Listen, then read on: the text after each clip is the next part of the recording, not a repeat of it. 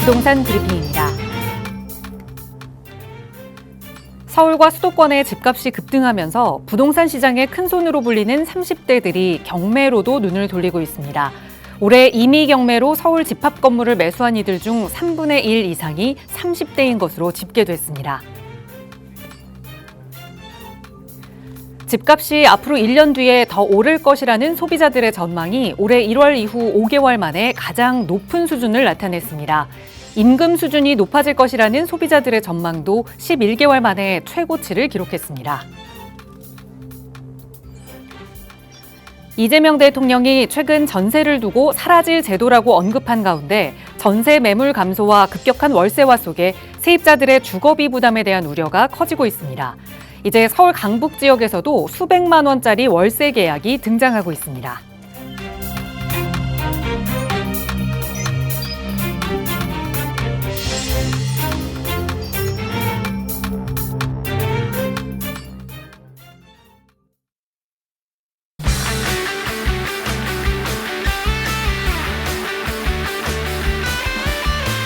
여러분 안녕하십니까? 부동산 고민 무엇이든 물어보세요. 진행의 김진주입니다. 자, 서울 집값의 양극화라는 이야기는 이제 너무나도 익숙한 이야기가 됐죠. 그런데 이 양극화, 어느 지역에 사느냐를 넘어서서 이제는 어떤 돈으로 그 부동산을 사느냐까지 좀 차이가 벌어지고 있다고 합니다. 강남권은 자기자본 중심의 거래가 대부분 이루어지고 있고요. 서울 외곽 지역은 대출 중심의 거래가 이루어지고 있다는 겁니다. 그러니까 대출을 활용한 내 집 마련은 서울 외곽 지역에서 더 활발하게 이루어지고 있다는 건데요. 자, 그런데도 이어지고 있는 대출 규제, 자금 조달 구조의 변화가 또 부동산 시장에는 어떤 흐름을 미치게 될지 그 흐름들 요즘 너무나도 빠르게 변화하고 있죠. 저희 방송 늘 함께 하시면서 체크해 보시고요. 언제든 해결하고 싶은 고민 있으시다면 연락 주세요. 나가고 있는 무료 상담 전화 02-2638-3974번 그리고 유료 100원의 상담 문자 샵 3989번 언제나 활짝 열어두겠습니다. 자, 그럼 오늘도 부자 되는 여러분의 부동산 고민 속으로 지금 바로 출발합니다.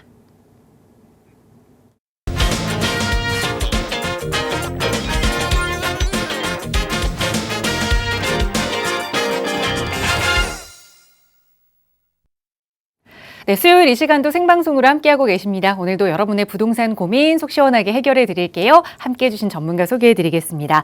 주식회사 드림부동산투자연구소 정창래 대표 나오셨어요. 대표님 어서 오세요. 네, 안녕하십니까. 자, 최근에 서울의 이제 주택시장, 이제 수도권 전체 주택시장을 보면 주거 사다리가 빠르게 지금 이제 악화가 되고 있습니다. 우리가 일반적으로 과거에 주택을 매입했던 패턴들이요, 월세로 거주하다가 이제 전세로 갔다가 그다음에 이제 전세 같은 경우에는 이제 목돈 마련하기가 좀 용이하잖아요. 그러다 보니까 전세에서 월세로 이제 매매로 갈아타는 이제 주거 사다리가 이제 형성이 됐다 그러면 최근에 보면 지금 전월세 시장이 상당히 지금 상당히 좀 불안합니다. 그래서 전세로 살다가도 지금 월세로 또 가시는 경우가 상당히 많이 있거든요. 자, 우리가 앞으로 보면 지금 이제 전세자금 대출 같은 경우에는 계속적으로 좀 규제라든가 아니면 축소가 될 겁니다. 자, 그러면 임차인 입장에서는 전세보다는 이제 월세로 넘어갈 수밖에 없는 거고요. 자, 그 다음에 임대인 입장에서는 지금 앞으로 이제 보유세에 대한 부담이 높아지게 되면 아무래도 전세보다는 월세로 받으면서 보유세에 대한 부담을 좀 완화를 시키겠죠. 그래서 임대인이나 임차인이나 지금 전세보다는 월세를 이제 선호하는 이제 시장이 되면서 빠르게 전세에서 월세로의 전환이 급격하게 진행이 되면서 점점 주거 사다리가 상당히 악화가 될 가능성이 상당히 높다라고 이제 보시면 될 것 같은데 그만큼 이제 어떻게 보면 서울이나 수도권 지역에 내 집 마련을 하기 위한 허들 자체가 계속적으로 지금 높아지고 있는 상황입니다. 그래서 아마 지금 방송을 이제 보고 계시는 우리 시청자분들 같은 경우에도 고민이 상당히 많으실 거예요. 내 집 마련을 어떻게 하셔야 되나? 아니면은 내 자녀들 같은 경우에는 내 집 마련을 어떻게 해줘야 되나? 상당히 이제 고민이 많으실 텐데, 자, 부동산에 대한 고민, 혼자서 이제 고민하지 마시고요. 지금 바로 전화를 주시면 제가 실시간으로 상담과 답변해 드릴 테니까요. 많은 전화 참여 부탁드리겠습니다. 네, 정말 좀 내 집 마련하기에 고민이 많아진 시기입니다. 내 집 마련도 너무나 걱정되고 또 내 후대, 내 자녀들의 내 집 마련은 더 걱정이 되는 시기죠. 자, 어떻게 하면 조금 더 부자가 될 수 있는 계획 세울 수 있는지 전문가와 함께 하실 수 있으니까요. 나가고 있는 무료 상담 전화 이용하시고요. 저희 방송 시간 통해서도 여러분과 함께 그런 이야기 성심성의껏 나누고 있지만 언제나 좀 시간적인 제약이 아쉽습니다. 그래서 조금 더 자세한 투자 이야기 나눠보실 수 있도록 또 전문가와 고민 이야기도 얼굴 보고 나눠보실 수 있도록 무료 세미나 시간 자주 준비하고 있는데요. 정창희 대표와 함께 하실 수 있는 시간은 다음 주 토요일에 좀 함께 하실 수 있을 것 같아요. 세미나 소개 부탁드려요, 대표님.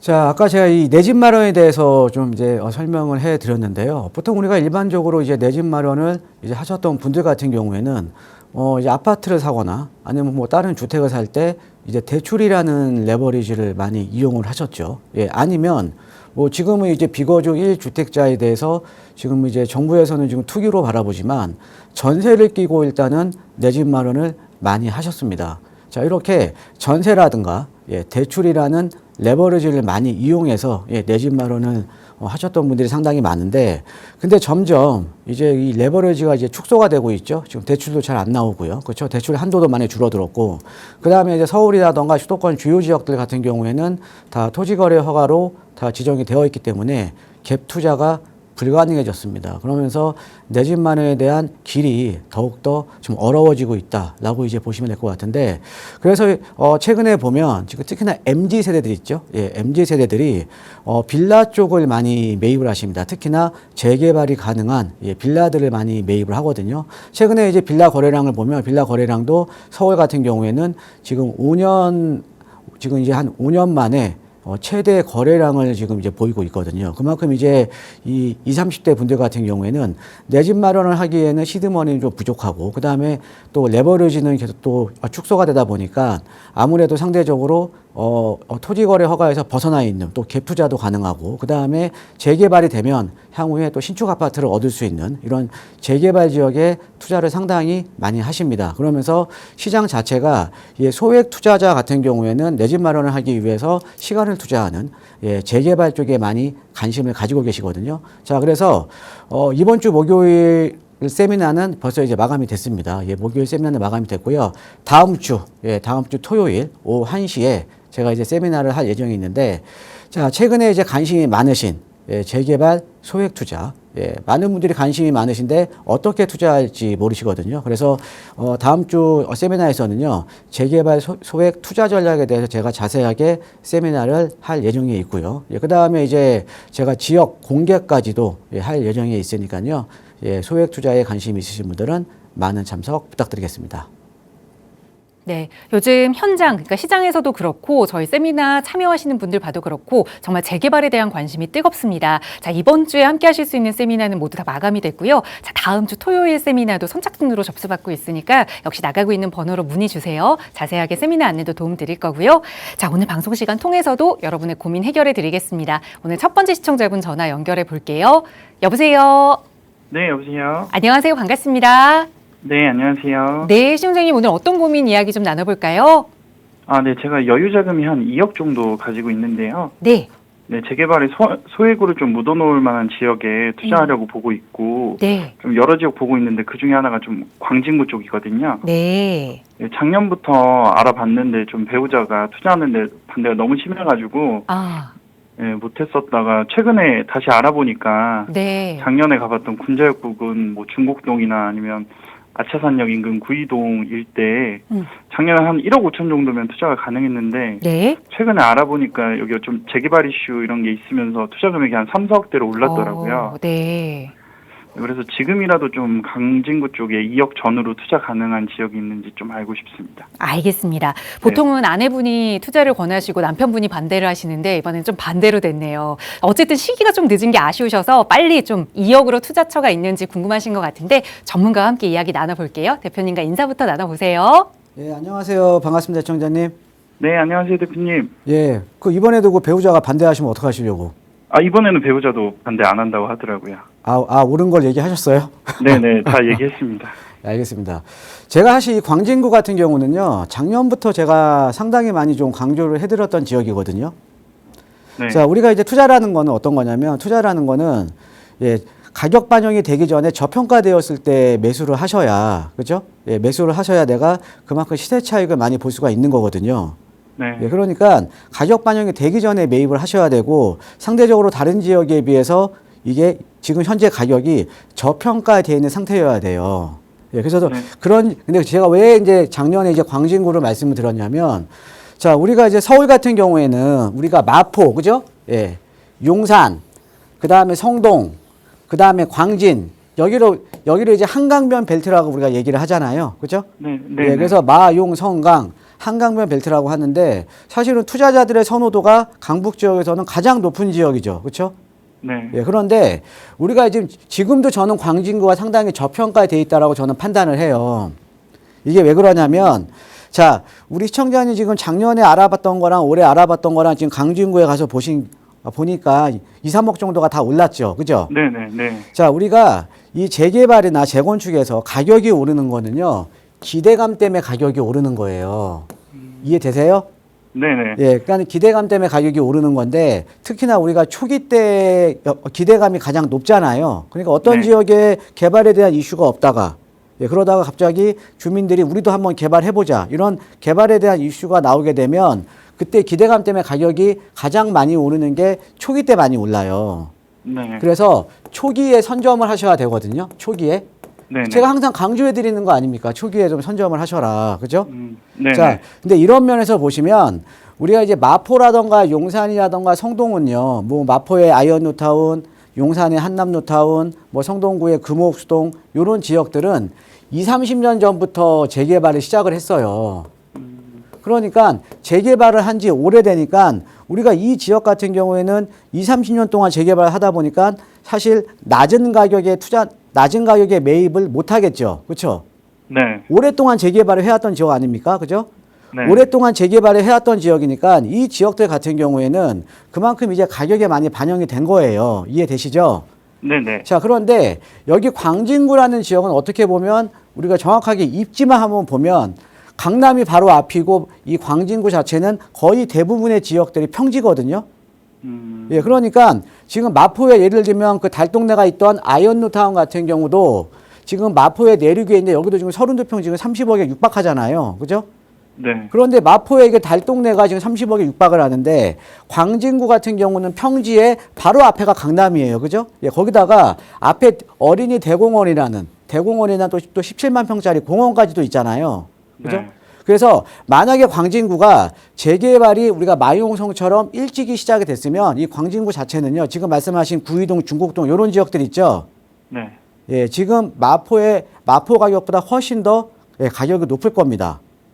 자, 그런데 광진구 자체가 마용성에 비해서 재개발을 거의 안 했거든요. 거의 안 한 게 아니라 재개발을 안 했어요. 재개발을. 그러니까는 네. 우리가 이 자양동 있죠.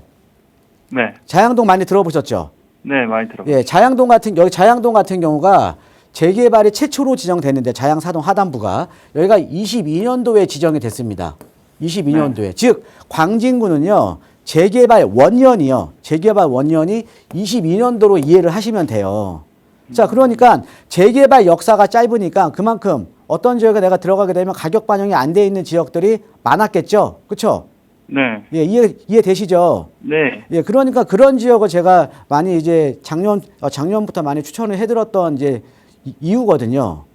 자, 그러면 이것만 아시면 돼요. 그러면 여기 광진구라는 지역이 왜 재개발이 왜 늦었냐? 왜 늦었을까요? 이거를 좀 이해를 하시면 되거든요. 네. 자, 왜 그런지 혹시 아세요? 예, 방송 보셨으면 제가 한 두어 번 제가 언급을 했던 것 같은데. 아, 잘 모르겠습니다. 자, 광진구 한번 가보셨다고 하셨죠? 네네. 여기 도로 여건이 상당히 좋죠. 네. 여기 도로도 그러니까 다른 이제 마포나 용산, 성동구에 비해서 광진구 같은 경우는 도로 여건도 상당히 좋고, 딱 어떻게 보면 이제 강남처럼 좀 이게 좀 그 바둑판 모양으로 돼 있잖아요. 주택가들이. 네네. 그죠? 네. 그 이유가 뭐냐면 우리가 마포, 용산, 성동 같은 경우는 예전에 그 달동네로 돼 있었던 지역이지만 요 광진구는요. 예전에 강남이 개발을 할 때 같이 택지로 개발한 지역이에요. 택지로. 그러니까 그러니까 과거에 강남 개발할 때 같이 개발했던 지역이니까 도로 여건이 좋을 수밖에 없잖아요. 그죠?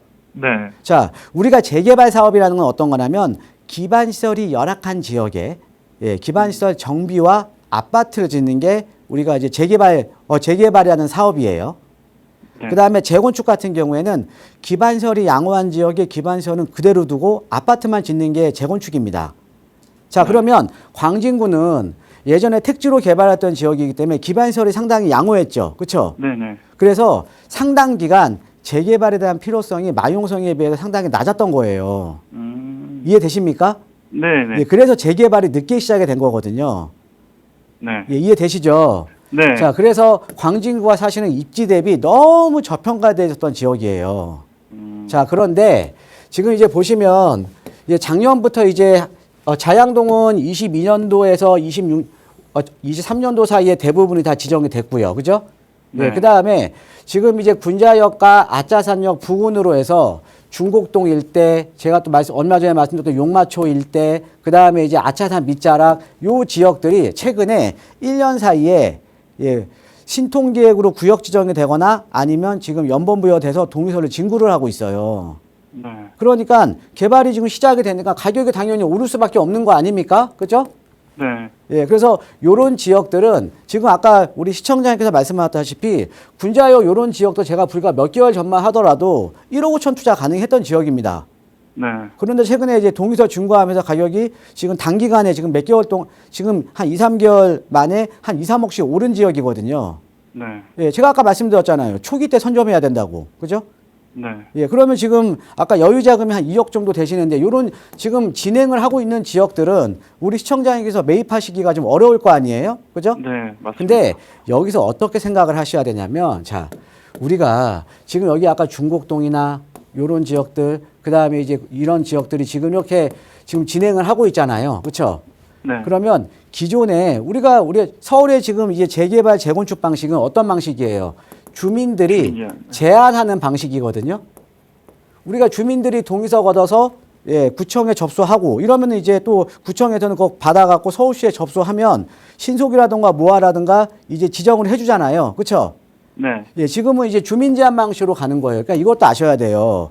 재개발 제도가 바뀐 게요. 재개발 제도가 바뀐 게 과거에는 우리가 이제 서울에 재개발 재건축할 때가 많으니까 만약에 이 재개발 재건축들이 한꺼번에 진행이 되게 되면 서울의 이주 수요가 감당이 안 될 거 아닙니까? 그죠?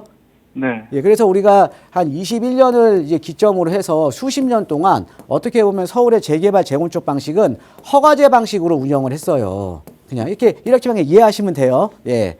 네. 허가제 방식 이해했다 그러면 지금은 이 주민 제한 방식이라는 건 뭐예요? 주민들이 동의서 얻어서 내면 되는 거잖아요. 그렇죠? 네. 그러면 허가제에서 지금 어떻게 바뀐 거냐? 신고제 방식으로 바뀐 거죠. 이해되시죠? 네. 자, 그러면 우리가 이런 경우는 많이 봤을 거예요. 주민들이 만약에 동의서를 이제 걷기 시작하면 가격이 확 올라 버리거든요. 그죠? 네.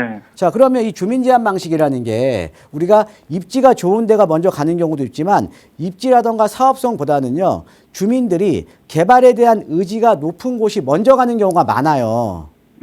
자, 예를 들어서 우리가 어떤 지역에 지금 여기 지금 구이동 일대 여기 제가 표시해드린 지역 여기가 지금 아차산 밑자락이거든요. 네. 근데 여기 구이동에서는 얘가 제일 먼저 지정됐어요. 예, 올해 한 3월 달에 구역 지정 됐거든요. 예, 작년에 네. 시작해서. 네. 여기도 지금 투자 금액이 지금 4, 5억 대입니다. 자, 그런데 우리가 일반적으로 주민들이 개발에 대한 의지가 높은 곳이 어떤 지역이냐면 만약에 이런 지역이 있다라고 치죠. A라는 지역은 달동네예요. 산동네고. 네. 그 다음에 B라는 지역은 역세권의 평지예요. 네. 근데 둘 다 우리가 재개발을 할 수 있는 노후도는 나와요. 그죠? 네. 네. 그러면 우리가 주민들이 개발에 대한 의지가 높은 곳이 상대적으로 좀 많이 불편한 달동네 쪽이 많이 불편하지 않겠습니까? 네. 네. 그럼 그런 지역이 먼저 가는 경우가 많아요.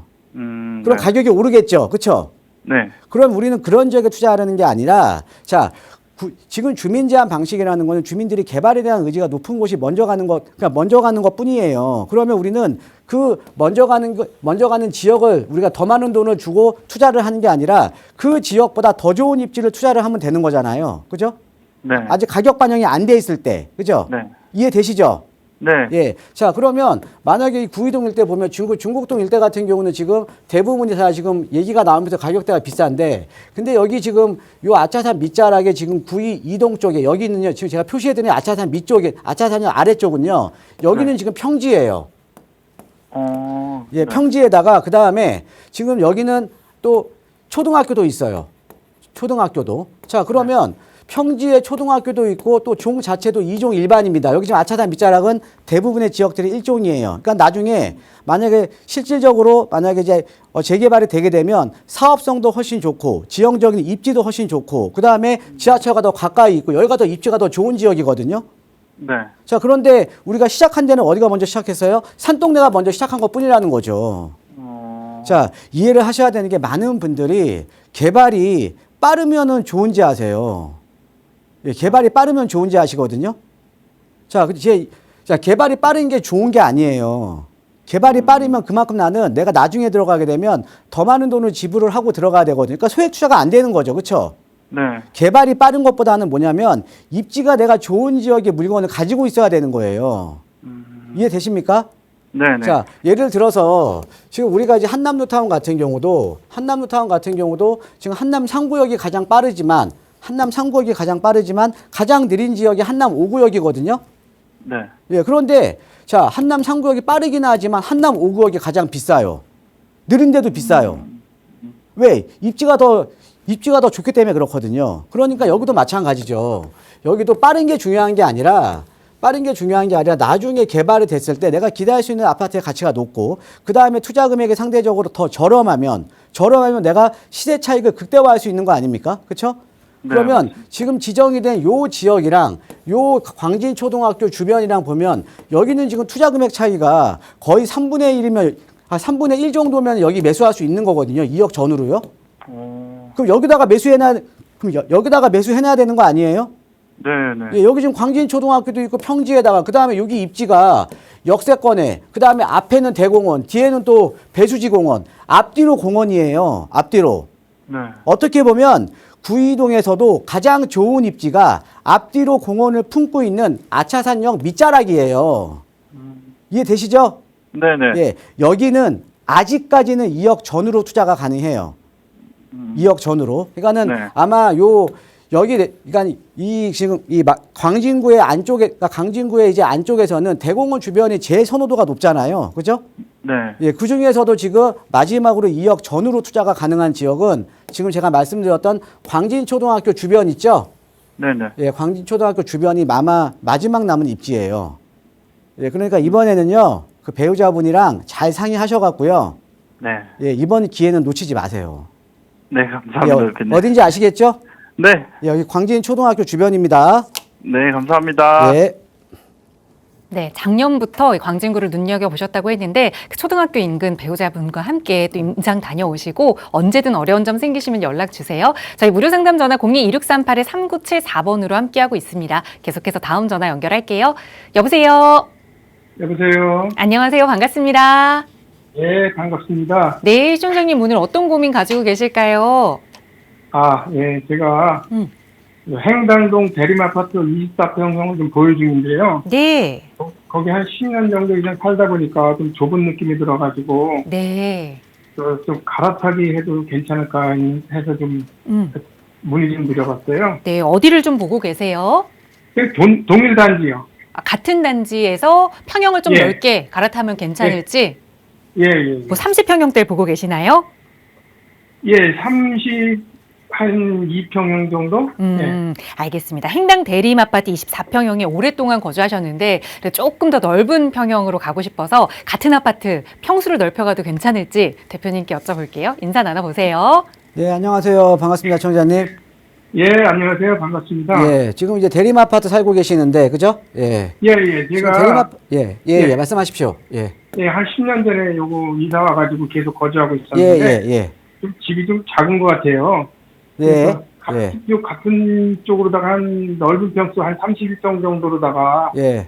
요거 좀 이사 좀 하면 어떨까 그래서 한번 여쭤봤어요. 예, 지금 사실은 지금 최근에 지금 여기 지금 대림 아파트라던가 앞에 뭐 한신 아파트라던가 가격이 최근에 좀 많이 올랐거든요. 예. 예, 많이 올랐는데 근데 25평형이 많이 오른 거예요. 아, 예. 예, 그러니까 25평이 많이 오르다 보니까 지금 32평은 지금 얼마쯤에 나와요? 18억 전후예요. 18억 전후. 우리 시청자님이 네. 갖고 계신 20평형대는요? 저희가 24평을 갖고 있는데 이게 16억 7천 정도예요. 16억 7천. 예, 그러면 1억 3천밖에 차이가 안 나네요, 이제. 그죠? 예, 예. 예. 저는요, 지금 이게 차이가 지금 많이 그러니까 지금 32평이나 25평이나 지금 차이가 많이 줄어들었잖아요. 그죠? 예. 예, 지금 갈아타기가 정말 좋은 시점입니다.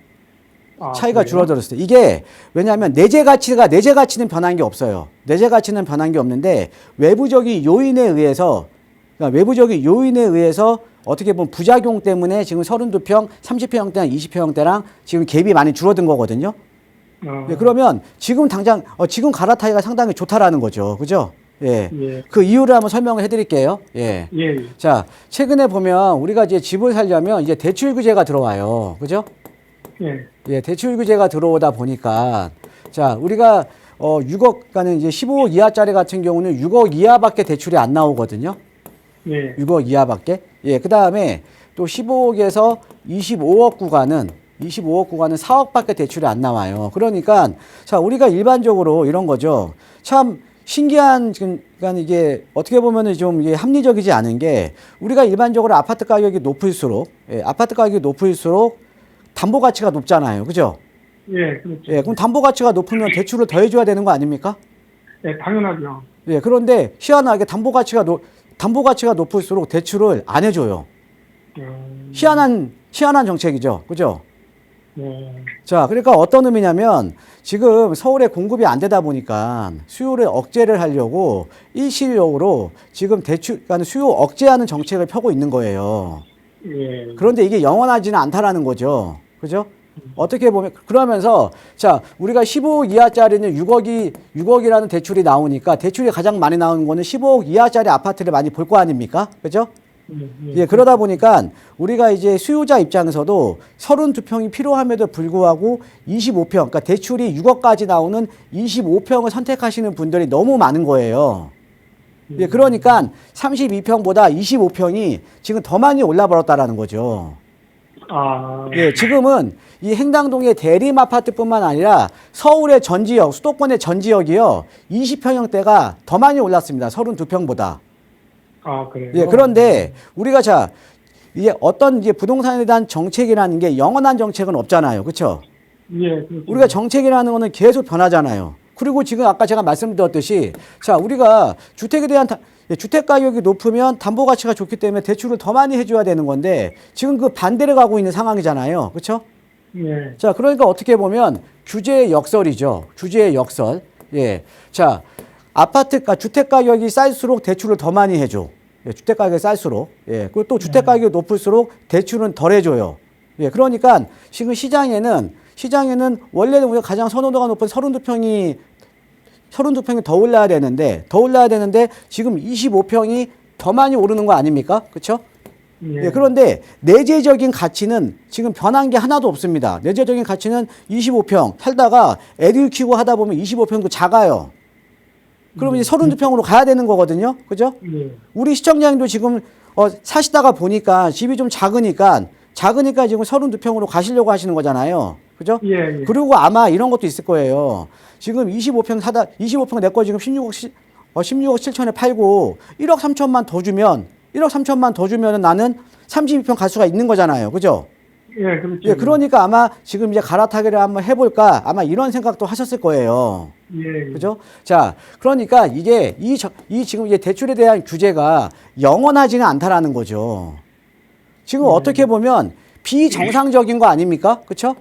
예. 비정상적으로 담보 가치가 높을수록 대출은 덜 나오는 거예요. 우리가 정상적인 건 뭡니까? 담보 가치가 좋을수록 대출 많이 해줘야죠. 그렇죠? 예, 그렇죠. 예, 그런데 지금 그런 시장이 아니잖아요. 그죠? 예. 자, 그런데 시장은요, 항상 자정작용이 있습니다. 예. 수요와 공급, 그 다음에 시장 참여자들의 자정작용이 항상 작용을 하는 게 우리가 시장이에요. 그죠? 그러면 지금은 비정상적인 시장이기 때문에 25평형이 더 많이 오른 것 뿐이지 시장은 앞으로 분명히 정상화 될 겁니다. 정상화되게 되면 다시 25평이나 32평이랑 정상적인 갭 차이를 내고 이제 갈 수밖에 없다라는 거죠. 예. 이해되시죠? 예. 예. 그러니까 지금은 제가 봤을 때 서울 전 지역과 경기도 주요 지역들 같은 경우에는 25평하고 32평하고 너무 많이 갭이 줄어들었어요. 그래서 지금 우리 시청자님처럼 갈아타기를 생각하고 계시는 분들은 지금이 어떻게 보면 가장 좋은 지금 시기예요. 예, 갈아타기 하실 때. 예. 그래서 이번에 갈아타기 하실 거면요. 적극적으로 지금 갈아타기를 좀 하셔야 될 것 같습니다. 아, 예, 고맙습니다. 예, 고맙습니다. 예, 감사합니다. 네, 고민하셨던 방향 그대로 조금 평수를 넓혀서 쾌적한 삶을 좀 누리셔도 될 것 같아요. 지금이 그 갈아타기 할 시기다라는 말씀 주셨으니까 빠르게 한번 실행 계획 세워보시고요. 자, 언제든지 또 궁금한 점 있으시면 연락 주세요. 저기 나가고 있는 상담 전화로 함께 이야기 나누고 있습니다.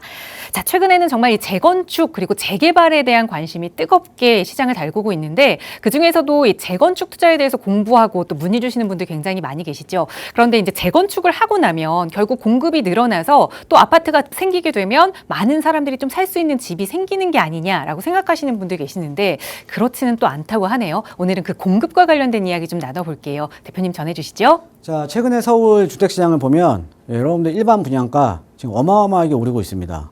지금 뭐 노량진 같은 경우나 아니면 뭐 동작구 같은 경우가 지금 32평 기준 20억 후반대에서 거의 30억에 지금 분양을 하더라도 분양이 다 마감이 되고 있습니다. 그 다음에 예전에 우리가 불과 2, 3년 전에 강북권 같은 경우에는 뭐 32평 기준 10억에 분양을 했던 데가 지금 17억에 지금 또 분양을 앞두고 있거든요. 예, 그러니까 지금 일반 분양가가 어마어마하게 오르고 있다는 거죠. 근데 일반 분양가가 오르면 그만큼 만약에 이게 완판이 안 되면 완판이 안 되면 일반 분양가가 내려가겠죠. 그런데 분양가가 높더라도 다 지금 완판이 되고 있다는 거죠. 예. 자, 그러면서 지금 최근에 보면 서울에 이렇게 왜 일반 분양가가 높아도 계속 완판이 되냐, 입지가 안 좋더라도 왜 완판이 되냐, 이렇게 문의들을 많이 하시거든요. 예. 그 일반 분양가가 높더라도 지금 완판이 되는 이유는요, 가장 중요한 게 서울에요.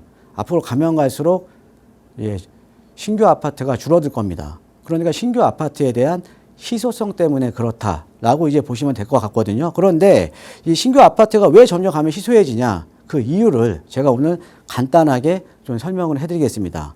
자, 먼저요. 제목은 그렇습니다. 우리가 보통 서울에 주택 공급을 하려면 재건축이나 재개발밖에 없죠. 그렇죠? 예, 두 가지 사업밖에 없잖아요. 그죠? 거의 서울에 공급되는 양의 거의 70% 정도가 재개발, 재건축 같은 정비 사업으로 인해서 주택 공급이 됩니다. 예. 자, 그런데 우리가 재개발 사업은요. 하면 할수록 주택 수가 줄어드는 거예요. 재건축하고는 틀립니다. 그 이유를 한번 설명을 드릴게요. 많은 분들이 재개발 지역 같은 경우에는 저층 주거 지역에 높게 아파트를 올리니까 주택 공급이 재개발을 하면 많이 늘어난다라고 이렇게 착각을 하시거든요. 예, 반대입니다. 반대. 예, 오늘 이 이유를 한번 설명을 드릴게요. 자, 우리가 서울에 이제 재건축 재개발을 보면 재건축 같은 경우에는 예, 우리가 주택 수가 그러니까 주택 양이 늘어납니다. 주택 양이. 예, 재건축은요. 예, 주택 양이 늘어나는 게 우리가 이제 보면 재건축 같은 경우에도 지금 저층 재건축 같은 경우가 있고 중층 재건축이 있잖아요. 그렇죠? 그런데 지금 서울 도심권의 저층 재건축은 거의 99% 끝났다고 보시면 됩니다. 예, 이제는 중층 재건축 시대거든요. 중층 재건축 시대. 자, 그러면 우리가 지금 이 재건축 같은 경우도 여러분들 어떻게 판단을 하셔야 되냐면 저층 재건축할 때는 조합원 비율이 낮기 때문에 일반인들한테 나눠질 수 있는 물량들이 많아요. 일반 분양분이. 그죠? 자, 그런데 중층 재건축이라는 거는 저층 재건축에 비해서 조합원 비율이 높잖아요. 예, 그런데 지금 중층 재건축밖에 안 남았잖아요. 그러니까 지금 현재 재건축을 하더라도 과거와 같은 저층 재건축에 비해서 일반인들한테 나눠질 수 있는 물량이 줄어드는 겁니다. 즉 재건축을 하더라도 과거와 같은 물량들은 그 조합원 분을 제외하면 나눠주지를 못한다라는 거죠. 그렇죠? 예. 자, 하지만 재건축은 저층이든 중층이든 일반 분양분이 많고 적음의 차이지 전체적으로 주택의 양은 늘어납니다. 자, 그런데 재개발은 주택의 양이 줄어든다라는 거죠. 예. 보통 우리가 일반적으로 빌라라든가 단독이 이제 이루어져 있는 이런 저층 주거 지역이 아파트 단지로 개발이 되면 일반적으로는 이주 가구보다 더 적은 건립 세대로 나옵니다. 그러니까 지어지는 건립 세대보다 이주 가구가 더 많다라는 거죠. 이게 무슨 얘기냐? 이렇게 또 많이 반문을 하실 거예요. 자, 한번 다음 장에 예를 한번 들어드릴게요. 예, 한남 3구역입니다. 예, 한남 3구역 같은 경우가 서울 최대 단일 재개발 구역이거든요. 자, 한남 뉴타운 한남 3구역을 보면 그 당시에 지금 이제 철거 거의 다 끝나가고 있는데 이주할 당시에 이주 가구가요 8,584가구입니다. 예, 8,584가구. 자, 그런데 건립 세대 수가 어떻게 돼요? 5,970세대네요. 자, 이주 가구는 거의 8,600가구인데, 예, 총 건립 세대는 5,970세대예요. 자, 이거 지금 주택에 대한 양이 줄었습니까? 늘어났습니까? 예, 주택 양이 줄어들었죠. 그렇죠? 예, 그래서 여러분들 재개발은요, 일반적으로 물론 이제 아주 사업성이 아주 좋은 지역들은 이주 가구보다 늘어나는 경우도 있습니다. 근데 대부분의 재개발 지역들은 이주 가구하고 건립 세대를 보면 건립 세대 수가 훨씬 더 적게 나온다는 거죠. 예, 근데 그 이유를 제가 설명을 드리겠습니다. 자, 한번 볼게요.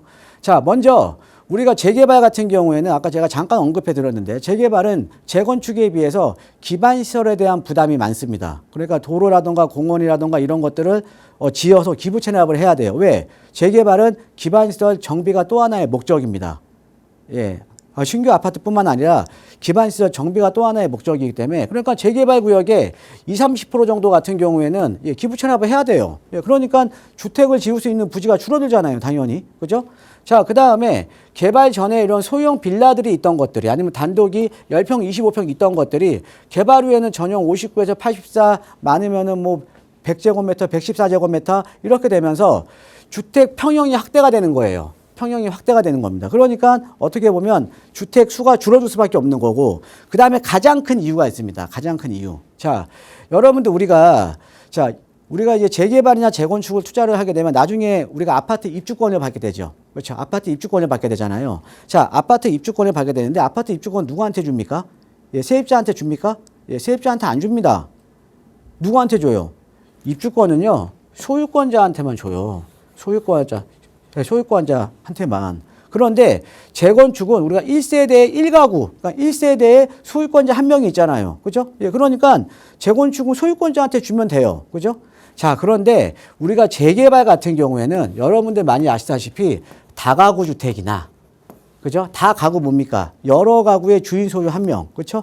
예, 만약에 지금 7, 8가구의 다가구 주택이 있는데 7, 8가구 있다고 해서 입주권 7, 8개 주는 거 아니잖아요. 소유권자 한 명한테 한 개만 주는 거잖아요. 그렇죠? 아니면 상가주택, 그렇죠? 밑에는 상가, 위에는 한 4가구 정도로 이루어져 있는 상가주택. 예, 상가주택 같은 경우에도 밑에는 상가, 위에는 이제 그 다가구 주택이 4개가 있어도, 예, 4가구가 있어도 4개의 입주권을 주는 게 아니죠. 그렇죠? 예, 소유권 하나에 1개의 입주권을 주는 거잖아요. 그렇죠? 예, 그래서 이 재개발 같은 경우에는 일반적으로 우리가 주택 유형이 다양하게 있습니다. 근데 상대적으로 다가구나 상가주택 비율이 높다 보니까는 당연히 우리가 이 재건축은 1세대 1가구지만 재개발은 다가구나 상가주택 이런 가구 수가 높은 주택들이 많기 때문에 근데 입주권은 하나 주거든요. 예, 그러다 보니까 당연히 이주 가구는 많은데 건립 세대 수는 적다라는 거죠. 예, 그래서 우리가 일반적으로 재개발을 하면 할수록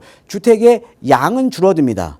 반면에 주택의 질만 좋아지는 게 우리가 재개발 방식으로 좀 이해를 하셔야 될 것 같습니다. 자, 그러니까 이렇다 보니까 서울은 이제 재개발할 때가 상당히 많잖아요. 예, 재개발할 때 상당히 많은데 재개발을 하면 할수록 주택의 양이 줄어드는 이런 부작용을 갖고 있다라는 거죠. 그러니까 서울에 재개발을 많이 하면 할수록 전체적인 주택량이 줄어들면서 특히나 신축 아파트에 대한 희소성이 높아지면서 일반 분양가는 계속적으로 오를 수밖에 없는 거고 신축 아파트에 대한 희소성은 계속적으로 높아질 수밖에 없다라는 거죠.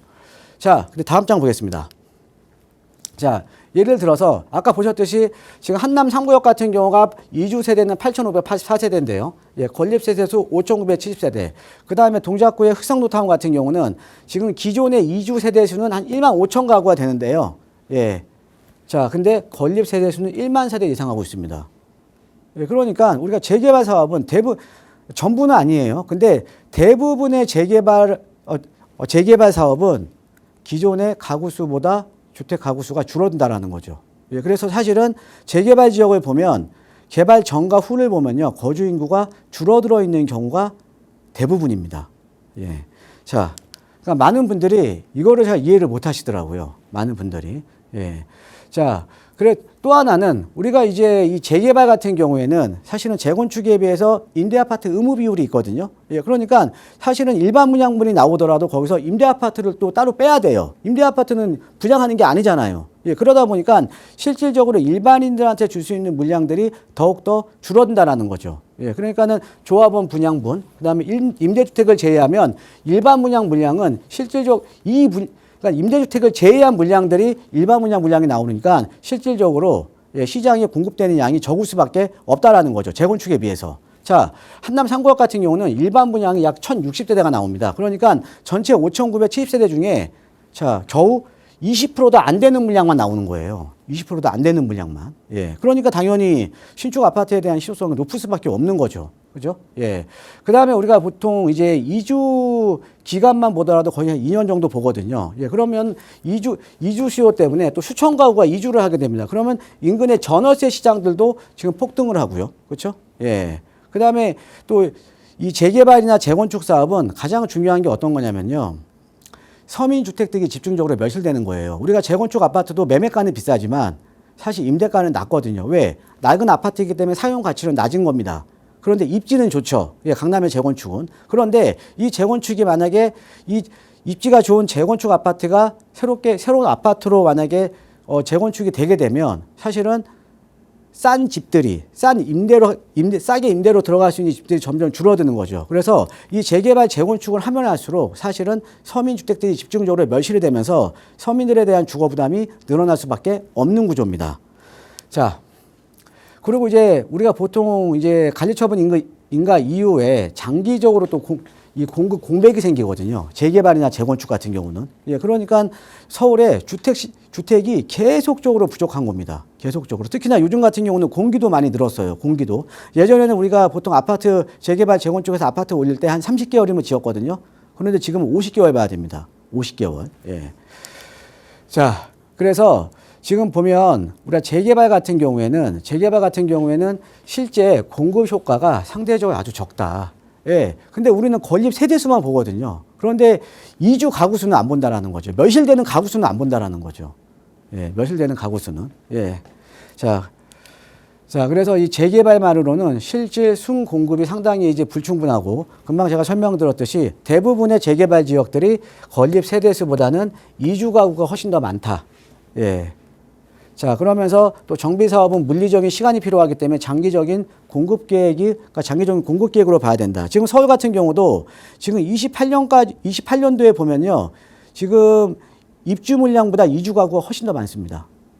예, 그러니까 당연히 어떻게 보면 아까 말씀드린 그러니까 서민주택들이 집중적으로 멸실되는 게 재개발 재건축이기 때문에 서민들의 입장에서는 주거에 대한 부담이 상당히 높을 수밖에 없다라는 거죠. 그렇죠? 예, 그러니까 서울의 비아파트 같은 경우에는 즉 서민주택이 재고가 계속적으로 그러니까 빌라들이 다 멸실돼 버리니까 재고가 지속적으로 이제 감소를 한다라는 거죠. 그렇죠? 예, 그래서 지금 서울 같은 경우는 가장 중요한 게 지금 비아파트에 대한 물량도 빨리 공급을 해줘야 되는데, 예, 그래야지 서민들의 주거 안정이 되는데 그거조차도 재개발 재건축으로 인해서 상당히 지금 어렵다라는 거죠. 예. 자, 그래서 여러분들 보면 우리가 입주권이라는 거는 가면 갈수록 희소 가치가 클 겁니다. 희소 가치가. 예, 그래서 지금 우리가 최근에 보면 일반 분양가가 높아진다라는 거는 일반 분양을 받으시는 분들 입장에서는 내가 집을 사기 위한 허들이 높아지고 그다음에 자금에 대한 부담이 높아지지만 조합원 입장에서는 일반 분양가가 높아지면 뒤에서는 웃죠. 예, 왜 그래요? 예. 사업비에 대한 부담을 일반 분양가가 높더라도 다 전가를 시켜버리는 거잖아요. 그러니까는, 조합원 입장에서는 사실은 차익이 큰 거죠. 그렇죠? 예. 기대할 수 있는 차익이 커지는 겁니다. 예. 자, 그래서 또 서울 같은 경우는 일반 분양 경쟁률 또 분양가가 앞으로 계속적으로, 예, 오를 수밖에 없다. 예. 워낙 공급이 없는 지역이니까요. 예. 공급이 줄어드는 지역이니까. 그리고 여러분들 최근에 보면 그래서 요즘 이제 보면 이제 MZ분들이 이제 빌라들을 많이 매입을 하시거든요. 예, 매입하신 이유가 이분들 같은 경우 이제 대안이 없습니다. 아파트 사기에는 대출도 안 나오고, 그죠? 예, 그 다음에 아파트가가 너무 많이 올라버렸잖아요. 그렇죠? 그러니까 대안이 없다 보니까 앞으로 재개발이 가능한 지역에 소액으로 미리 선점해 놓는 거예요. 그래서 시간을 투자를 하는 거죠. 또 시간을 투자하게 되면 조합원으로서 나중에 신규 아파트를 받을 수 있는 거잖아요. 그래서 소액 만약에 여유 자금이 적으신 분들은 지분이 작은 빌라 투자를 좀 검토를 하시는 게 좋다. 거기에다가 빌라 자체가 비아파트에 대한 공급 감소가 되기 때문에 희소성이 점점 높아지고 있다라고 보시면 될 것 같습니다. 그래서 이제 요약을 해드리면 여러분들 재건축은요, 재개발과 틀립니다. 재건축은 어찌됐든 저층이든 중층이든 주택량이 늘어나는 사업입니다. 근데 재개발은요, 대부분의 재개발 지역들은 주택량이 줄어드는 사업이에요. 주거에 대한 질만 좋아지는 사업입니다. 그렇기 때문에 서울은 구조적으로 지속적으로 신규 아파트에 대한 희소성이 높아질 수밖에 없다. 그래서 여러분들이 투자 목적으로 만약에 내 집 마련을 원하시거나 아니면 투자 목적으로 생각을 하시는 분들 같은 경우에는 이렇게 재개발 지역의 소액으로 좀 선점을 하시는 게 차익면이나 아니면 내 집 마련 면에서 훨씬 더 유리한 투자 전략이다라고 이해를 하시면 될 것 같습니다. 이상입니다. 네, 서울에 내 집 마련을 하기 위해서 왜 조합원의 지위를 빨리 좀 선점해야 하는지 그 이야기를 나눠드렸고요. 조금 더 자세한 이야기는 또 다음 주 토요일 무료 세미나에서 들어보실 수 있을 것 같아요. 나가고 있는 번호로 세미나 문의 주시면 자세하게 안내 도움 드릴 거고요. 다음 전화 바로 연결할게요. 여보세요. 네, 여보세요. 안녕하세요. 안녕하세요. 반갑습니다. 예, 반갑습니다. 네, 어떤 고민 좀 살펴볼까요? 네, 이제 올 연말에 12월 달에 이제 결혼을 하고 앞둔 이제 자녀가 있는데 네. 그 아이들이 여유자금이 둘이 합해서 한 4억 정도 되고 네. 거기서 이제 좀 모자라는 거 한 2, 3억 정도는 이제 대출을 받아서 아파트를 하나 구입을 하려고 생각을 하고 있는데 네. 워낙에 요즘에 많이 올라서 한 6억 정도 갖고는 네. 어떻게 감이 엄두가 안 나잖아요. 그래서 알아보니까는 이제 그 신내동에 네. 신내 6단지 거기 21평이 한 6억 정도 한다 하더라고요. 네. 그래서 이제 거기를 구입을 해야 될지 아니면은 이제 재개발 가능 지역에 빌라를 하는 게 좋을지 이제 어떤 게 좋을지 이제 그게 궁금해 갖고 전화드렸습니다. 알겠습니다. 네, 전화 잘 주셨어요. 시간 많이 남지 네. 않아서 대표님 바로 연결해 드릴게요. 네, 인사 네, 나눠보세요. 네. 네, 안녕하세요. 네, 반갑습니다. 안녕하세요. 네. 사실 보통 신혼부부들이 이제 그 정도 자금으로 많이 시작을 하시거든요. 네. 근데 그 작은 돈이 아니거든요. 그죠? 예, 그렇죠. 그런데 서울에서 집 살려고 보면 작은 돈이에요. 네. 너무 네. 많이 올라버렸거든요. 네, 네. 자, 그래서 이제 신내 지금 6단지 보고 계시네요. 그죠? 네. 신내 6단지 지금 보고 계신데, 여기가 지금 예전에 그 신내동 일대가 택지로 개발된 지역이거든요. 예. 택지로 개발된 지역이고, 또 보면 이제 그 아파트로서 주거벨트도 아주 잘 형성이 되어 있는 지역입니다. 네, 그런데 네, 그렇죠. 최근에 보면 하급지들이 가격이 많이 올랐거든요. 네. 근데 신내동은 별로 안 올랐어요. 네. 왜 그럴까요? 자, 우리가 네. 어떤 지역에 보면 나랑 네. 비슷한 사람들의 소득군이 모여 있는 데가 어떻게 보면 좀 이게 동일한 주거 수준, 동일한 소득 수준의 주거 벨트가 형성이 있어야 되는데, 만약에 네. 어떤 지역에 임대 아파트들이 많은 지역이면 소득 네. 수준의 편차가 심하죠. 그렇죠? 그렇죠. 예. 예, 그러면 임대 아파트가 많은 지역은 가격이 많이 오르겠어요? 아니. 예. 여기 신내동이요. 네. 예전에 택지로 개발하면서 여기가 임대 아파트 비율이 높은 지역이에요. 예. 예, 그러다 보니까 아파트 가격이 상대적으로 약세인 거예요. 최근에 하급지도 네, 많이 그래. 올랐거든요. 네. 예, 그래서 제가 봤을 때는 뭐 매수하셔도 어느 일정 부분 가격은 오를 건데요. 네. 그런데 앞으로 자녀분들의 자산 증식에는 크게 도움이 안 될 겁니다. 도움이 안 되겠죠. 그렇죠. 이게 네. 그냥 제가 시간이 없어서 한 가지만 말씀을 드릴게요. 네. 자, 우리 베이비 부머 세대 때는요. 네. 이런 신내동에서 처음 시작하다가요. 네. 여기보다 내가 열심히 모아 또 이제 소득이 높아지잖아요. 점점. 그죠? 네. 소득이 네. 높아지면 대출 더 받아서 얘보다 더 좋은 지역 가고요. 그죠? 네. 그다음에 또 중급지 가서 또 네. 소득이 더 높아지니까 또 대출 더 받아서 또 상급지로 이동이 가능했었거든요. 네. 예, 그 왜 그러냐면 예전에는 대출에 대한 규제도 없었고, 그죠? 네, 예, 네. 그다음에 급지 간의 갭도 이렇게 크진 않았어요. 예. 예, 그러니까 예전에는 우리 베이비 부머 세대들 같은 경우에는 사실 2010년도까지만 하더라도 이렇게 급지 이동이 가능했던 시기예요. 예. 그런데 지금은요, 급지 이동이 불가능하죠. 그렇죠? 네. 왜 대출은 더 안 나오잖아요.